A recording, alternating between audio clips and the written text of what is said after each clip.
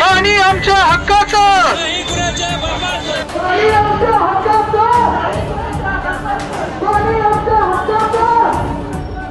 आज आम्ही जे आंदोलन केलेलं आहे पुणे शहरातर्फे राष्ट्रीय समाज पक्षातर्फे सर्व जे पदाधिकारी तिथं जमा आहेत, जे आंबेगाव पठार 15-16 नंबरमध्ये आज कसल्याही प्रकारची कोणती सुविधा नाही। पाण्यासाठी तर वन फिरावं लागते। जर पाणी आणायचं असेल तर पाण्यासाठी एक दिवस आम्हाला सुट्टी काढावी लागते। सुट्टी काढून नंतर एक दिवस काम सगळं सोडायचं आणि पाण्यासाठी घरी थांबायचं। तर आम्ही पाणीपट्टी देतोय ना, तर पाणी पण भेटायला पाहिजे ना।